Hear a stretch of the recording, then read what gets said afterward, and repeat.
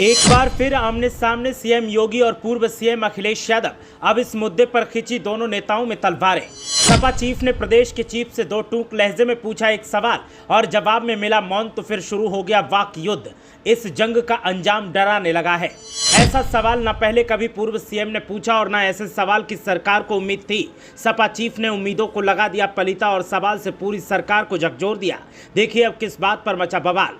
उत्तर प्रदेश की सियासत की चर्चा हो और सत्ता पक्ष विपक्ष के विवाद पर बात ना हो, कैसे हो सकता है। हर रोज इस राज्य की सियासत में ऐसा बवाल मचता है कि हर रोज नेशनल लेवल पर सुर्खियां बनती हैं। तो अब सपा चीफ अखिलेश यादव और सीएम योगी आदित्यनाथ एक बार फिर आमने सामने हैं और एक बार फिर दोनों नेताओं में तीखी जंग छिड़ी हुई है। जिस दुखती रग को बीजेपी छुपाती घूमती रहती है, उसी दुखती रग को सपा चीफ ने दबा दिया है और ऐसा सवाल दागा है कि आवाम भी दंग है और सियासत में भी सुर्खियों का आलम है। पूर्व सीएम अखिलेश यादव ने बेरोजगारों के साथ हो रहे भद्दे मजाक को लेकर सरकार को आड़े हाथों लिया है और सीधा सवाल करते हुए कुछ ऐसे पहलुओं पर जवाब मांगा है कि सरकार ने मौन साध लिया है, क्योंकि अगर बोले तब भी फंसेंगे और नहीं बोले तब भी फंसेंगे। सोशल मीडिया के सहारे अखिलेश यादव ने सीधा निशाना साधा और जो पोस्ट किया उसने पसोपेश में सरकार को डाल दिया।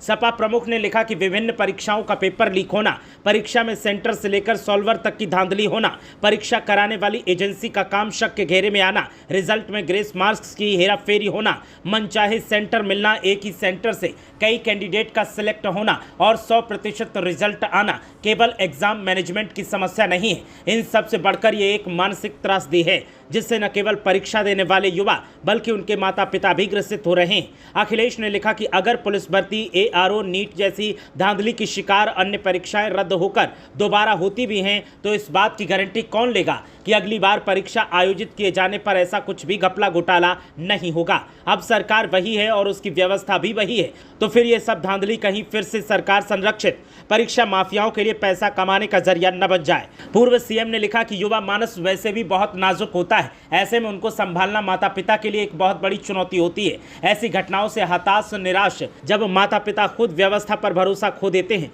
और उन्हें अपने बच्चों का भविष्य अंधकार में दिखने लगता है, तो भला वो क्या अपने बच्चों का सहारा बनेंगे। इसीलिए सरकार इस संकट को एक मनोवैज्ञानिक दृष्टि से भी देखे और कम से कम युवाओं के मामले को अपने चौतरफा भ्रष्टाचार से मुक्त रखे। ये देश के भविष्य का सवाल है। अखिलेश यादव के इस पोस्ट पर युवाओं का जमकर समर्थन मिल रहा है और तमाम युवाओं ने अपने दर्द को साझा किया है।